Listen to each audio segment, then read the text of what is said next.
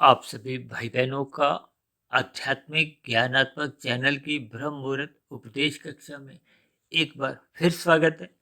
आज की चर्चा का विषय है पकड़ना और दूसरा शब्द है छोड़ना। देखिए, कितने ही साधारण शब्द हैं और सभी के ही जीवन में, आपके भी जीवन में है, मेरे भी जीवन में। लेकिन भेद केवल इतना ही है कि किसी मनुष्य के जीवन में इनके कोई अर्थ हैं, किसी मनुष्य के जीवन में इनके अर्थ बदल जाते हैं। इसका अभिप्राय क्या है कि एक संसारी मनुष्य है, देखिए, विषय भोगों को ही पकड़ने में अपना जीवन लगा देता है और परमात्मा को क्रमशः छोड़ता जाता है, भूलता जाता है, परमात्मा से विमुख होता जाता है। जबकि एक साधक मनुष्य है जो अपने मिले हुए जीवन को परमात्मा की ओर लगाता है, सत्संग करता है। यानी दूसरे सरल शब्दों में हम यूं भी समझ सकते हो कि हम सभी भाई बहन अपने मिले हुए जीवन में कुछ ना कुछ, देखिए, पकड़ते हैं और कुछ ना कुछ हम छोड़ते हैं। ये आपके हमारी दिनचर्या का एक हिस्सा है। अक्सर इन दो शब्दों पर मनुष्य गौर नहीं करता, कोई महत्व नहीं देता।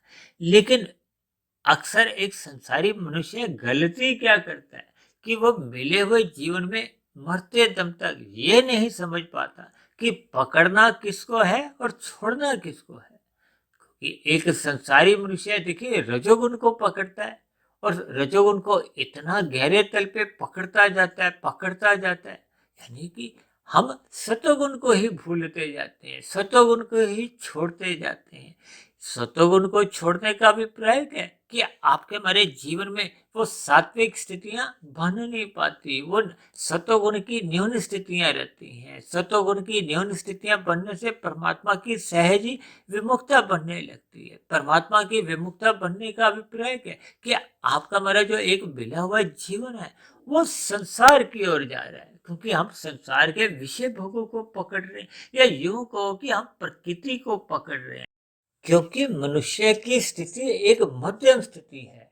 उसके दाएं तरफ परमात्मा है, बाएं तरफ माया है, प्रकृति के भोग हैं। या यूं भी कह लो कि मनुष्य जीवनी पाकर मनुष्य के पास एक विकल्प होते हैं कि वो परमात्मा के मार्ग पर भी चल सकता है, यानी कि अपने मिले हुए जीवन का सदुपयोग करते हुए आध्यात्मिक उन्नति कर सकता है। क्योंकि आध्यात्मिक उन्नति मनुष्य जीवन में ही कर पाना संभव है। शेष जितनी भी जोनी है, देखिए, मनुष्य से नीचे की 80 लाख प्रकार की जोनी है और इसी तरह मनुष्य से ऊपर की भी जोनी है। अब कुल जोनियां तो देखिए 84 लाख हैं। अब 84 लाख में 80 लाख प्रकार की जोनियां नीचे की होने का क्या संकेत है, क्या शिक्षा देते हैं, क्या ज्ञान देते हैं कि मनुष्य जीवन पाकर हम गलत दिशा में जा रहे हैं, हम गलत स्थितियों को पकड़ रहे हैं, यानी कि हम संसार को पकड़ रहे हैं। संसार को पकड़ते पकड़ते हम रजोगुण अपना इतना अधिक बढ़ा लेते हैं कि मनुष्य उस रजोगुण को पकड़ते पकड़ते ही तमोगुण में गिर जाता है। देखिए, अक्सर ऐसी स्पष्ट बातों को एक साधारण मनुष्य पचा नहीं पाता, स्वीकार नहीं करता, इसलिए उसके जीवन में कुछ एक आध्यात्मिक उन्नति का कोई बीज ही नहीं डलता। क्योंकि जब तक मनुष्य अपने की गई गलती को स्वीकार नहीं करता, तब ऐसी स्थिति में उसकी गलतियां भी बार बार होती रहती हैं। ये गलतियां क्या है कि मनुष्य संसार को पाने के लिए, संसारी 5 भोग्य विषयों को पाने के लिए बार बार छीना झपटी करता है, पाप कर्म करता है, निषेध कर्म करता है, यानी कि तमोगुण में गिरता जाता है। जब जब मनुष्य विषय भोगों को पाने के लिए बार बार तमोगुण में ही गिरता रहता है, तब ऐसी स्थिति विशेष में उसका कर्माशय बिगड़ता जाता है। कर्माशय बिगड़ते बिगड़ते उसके संस्कार भी बिगड़ते जाते हैं। जब जब आपके हमारे, देखिए, संस्कार भी बिगड़ने लगते हैं, तब ऐसी स्थितियों में, देखिए, हमारा पाप कर्म करने का एक स्वभाव बनने लगता है। क्योंकि कारण शरीर में जिन जिन संस्कारों की प्रधानता होती है, वो बने हुए संस्कार बार बार मन बुद्धि के स्तर पर फुरने जगाते हैं। वो मन के फुरने ही फिर स्थूल शरीर के स्तर पर नए नए कर्म करवाते हैं, नए नए उनके भोग होते हैं। जब मनुष्य के देखिए बुरे संस्कार बन जाते हैं तो वो बुरे संस्कार फिर पुनः उसको पाप कर्मों की दुनिया में घसीटते हैं।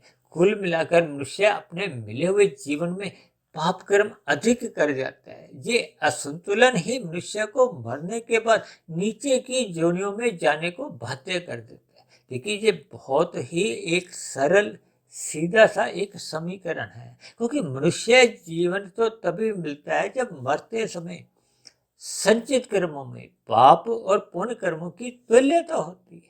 अब ये तुल्यता देखिए तभी बन पाती है जब मनुष्य रजोगुण मर्यादा में रखता है और सतोगुण में अगर जाता है, नहीं भी रुकता।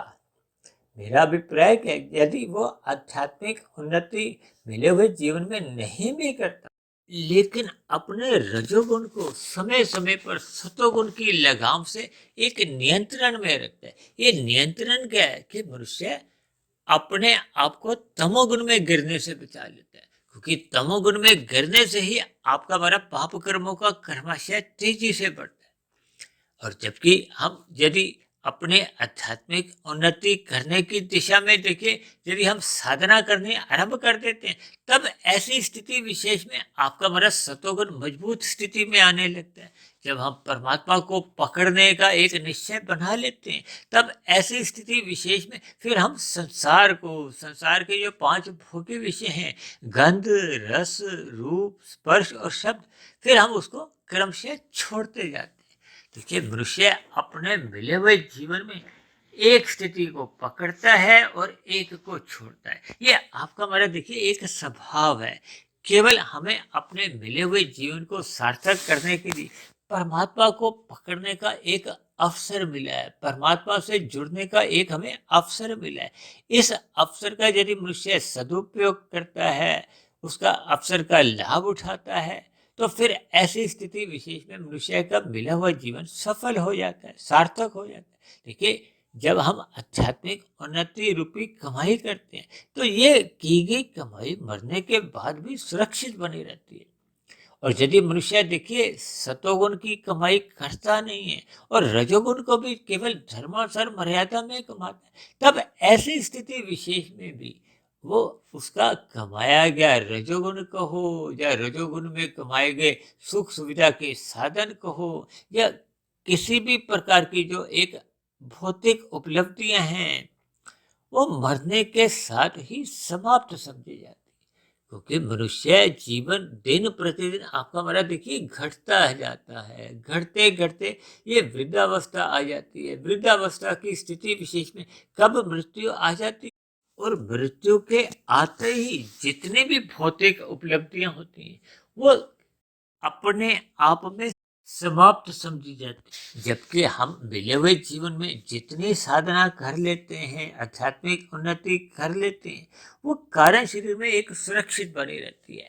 आपके हमारे जो एक शुभ संस्कार बने होते हैं ज्ञान के, भक्ति के, वो सुरक्षित बने रहते हैं। और जब जब हम देखिए भोगों के अपने एक संस्कार बना लेते हैं, अब भोगों के संस्कार तो साथ जाते हैं, लेकिन आपकी हमारी जो भौतिक उपलब्धियां हैं या संपत्तियां हैं, वो मरने के बाद यही रह जाती। इसलिए मेरी आप सभी भाई बहनों से विनती है कि मिले हुए जीवन में हमें निर्णय लेना होगा कि हमें अपने मिले हुए जीवन में परमात्मा को पकड़ना है। परमात्मा को पकड़ने में ही आपके मरे जीवन की एक सफलता है, सार्थकता है। यही मनुष्य जीवन पाकर एक अवसर का लाभ कमाना है। और यदि मनुष्य इस मिले हुए अवसर का लाभ नहीं कमाता, तब ऐसी स्थिति विशेष में उसके जीवन में एक हार मानी जाती है।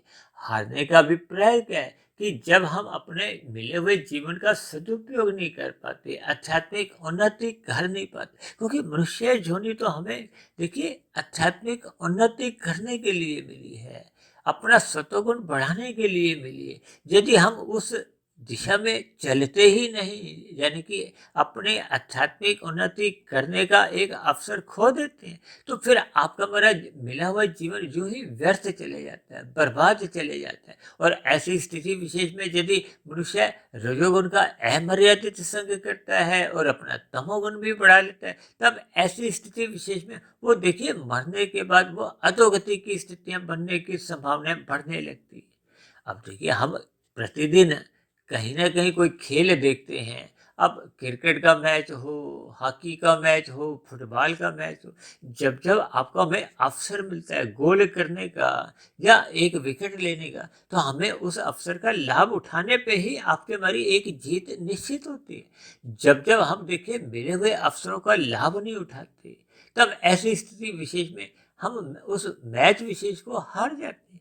ठीक मिला हुआ जीवन भी आपके हमारे जीवन में देखिए हमें जीत हासिल करनी है। जीत हासिल करने का अभिप्राय क्या है कि हमने मिले हुए जीवन में विषय भोगों से वैराग्य करना है। संसारी विषय भोगों से हमने अपनी जो एक मजबूत पकड़ है उसको कमजोर करते करते समाप्त करनी है। समाप्त करने का अभिप्राय कि आपके हमारे जो 5 भोग्य विषय हैं, गंध, रस, रूप, स्पर्श और शब्द, इनको हमने एक मर्यादा में रखना है।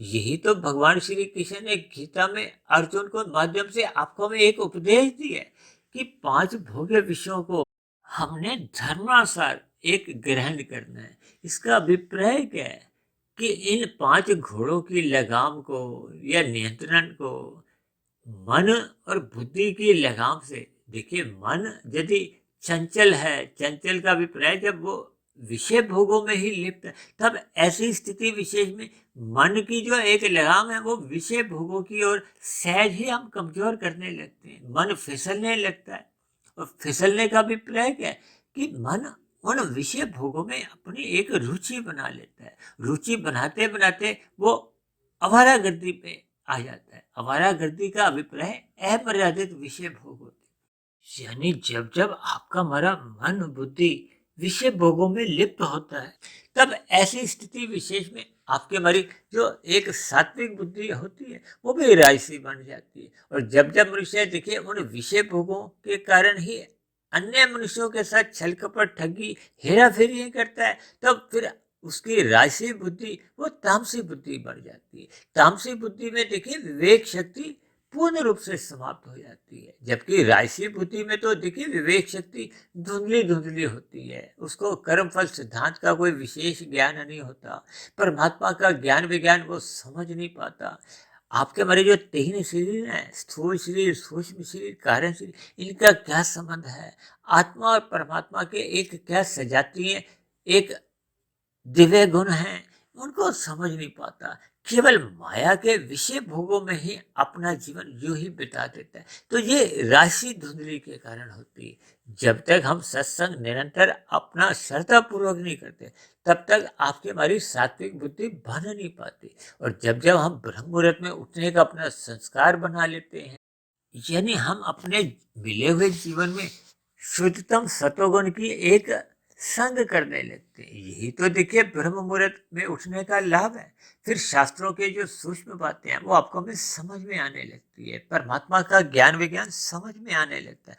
और प्रकृति के पदार्थों का हमें कितना संग करना है ये आपको हमें समझ में आ जाता है। इतनी बात जब मनुष्य को समझ में आ जाती है तो फिर उसकी विवेक शक्ति जगने लगती है। फिर उसको कारण शरीर और स्थूल शरीर के बीच का जो एक प्रक्रिया है, क्योंकि स्थूल शरीर तो मात्र एक कार्य है। ये 84 लाख प्रकार के अलग अलग जोनियां हैं, ये कार्य हैं। इनके पीछे का कारण देखिए कारण शरीर है। जब तक कारण शरीर बना रहता है तो आपके हमारे ये 84 लाख प्रकार की जोनियों में जन्म मरण सहज ही एक स्थितियां बनी रहती हैं। जैसा जैसा कारण शरीर में कर्माशय की स्थितियां होती हैं, संस्कारों की स्थितियां होती हैं, उसी आधार पे ही फिर नई जोनी मिलती है। और यदि हम अपने मिले हुए जीवन में साधना करते करते अपने बुरे संस्कार, भोग के संस्कार, तामसी संस्कार जो मल रूपी हैं अज्ञानता के, उनको हम दग्ध बीज करने लगते हैं। फिर धीरे धीरे आपके हमारे जो राजसी भोगों के संस्कार हैं, विषय पर जिनको कहा जाता है, वो भी फिर हम धीरे धीरे समाप्त करने का एक प्रयास करते हैं, तो फिर आपके हमारे केवल शुभ संस्कार ही बने रहते हैं। ऐसी स्थिति विशेष में निरंतर वो जो बुरे संस्कार दग्ध बीज होते जाते हैं, वो दग्ध बीज होते होते एक ऐसी स्थिति बनती है जब केवल और केवल शुभ संस्कार ही बने रहते हैं। क्योंकि बुरे संस्कारों से ही मन में देखिए बुरे बुरे फुर्ने उठते हैं। वो बुरे बुरे फुर्ने फिर स्थूल शरीर के कर्मेंद्रियों को पाप कर्म करने को मजबूर कर देते हैं, बातें कर देते हैं। तब ऐसी स्थिति विशेष में आपका हमारा कर्माशय बिगड़ता है, और जब बुरे संस्कार ही दग्ध बीज हो जाते हैं तो फिर उसमें किसी भी प्रकार के वो नए फुर्ने नहीं उठते। तब ऐसी स्थिति में आपसे बड़े पाप कर्म पूर्ण रूप से रुक जाते हैं। ऐसी स्थिति विशेष में केवल और केवल हम अपने कर्तव्य कर्मों का ही पालन करते हैं, या दूसरे शब्दों में आप यूं भी समझ सकते हो कि ऐसी स्थिति बनने पे फिर केवल निष्काम भाव से ही कर्म होते हैं। कुल मिलाकर जब आपका हमारा कारण शरीर समाप्त हो जाता है, माया तेज की स्थिति में पहुंच जाता है, तो उसके साथ ही फिर सूक्ष्म शरीर समाप्त हो जाता है, क्योंकि कोई भोग के फुरने ही नहीं उठते, और स्थूल शरीर तो सभी की ही एक निश्चित आयु लेके आते हैं। ऐसी स्थिति विशेष में स्थूल शरीर के रहते रहते ये मायातीत की स्थिति समझी जाती है, यानी कि आप और हम परमात्मा को फिर पूर्ण रूप से पा लेते हैं, और स्थूल शरीर के मरने पे फिर आपके बड़ी मोक्ष की स्थिति बनती है। मोक्ष की स्थिति का अभिप्राय ये जन्म मरण का बंधन ही समाप्त हो जाता है। फिर मनुष्य लंबे समय के लिए एक मोक्ष काल में चले जाता है, आनंदमय स्थिति में विचरण करता है।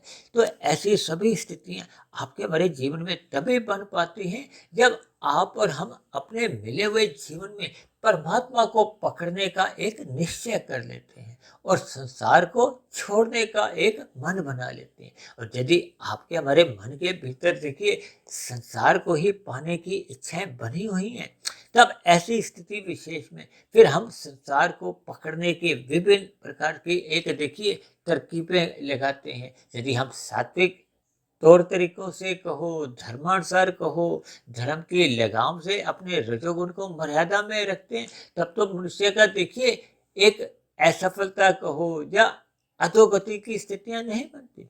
लेकिन ऐसा माना जाता है कि जब जब मनुष्य राजसी विषय भोगों में रुचि बनाता जाता है, तो ये रुचि बढ़ते बढ़ते मनुष्य उन विषय भोगों को भोगने का व्यसनी बनता जाता है, प्रमाद में आने लगता है। ये प्रमाद ही कब मनुष्य को आलस्य में ले आता है। मनुष्य फिर उन विषय भोगों की प्राप्ति के लिए आवश्यक धर्मानुसार पुरुषार्थ कर नहीं पाता। तब ऐसी स्थिति विशेष में वो विषय भोगों के वेग ही मनुष्य को पाप कर्मों में, अनीतिगत कार्यों में लगा देते हैं। ऐसा मनुष्य को देखिए उन स्थिति विशेष में भोगों के आवेश में मालूम नहीं होता कि वो अपने मिले हुए जीवन में कितने अधिक पाप कर्म करता रहता है। ऐसी स्थिति विशेष में उसका फिर पाप कर्मों का कर्माशय अधिक हो जाता है, पुण्य कर्मों की न्यूनता रह जाती है। यानी कि हमें संसार को पकड़ने का विचार सदा ही अपने मन से छोड़ना होगा, और परमात्मा को पकड़ने का, पाने का हमें मन बनाना होगा। यही मनुष्य जीवन की एक सफलता है, सार्थकता है। तो ऐसी सभी शुभ स्थितियां हम सभी भाई बहनों के जीवन में भी जल्द से जल्द बने, ताकि हम सभी भाई बहनों की आध्यात्मिक उन्नति एक गति पकड़ ले।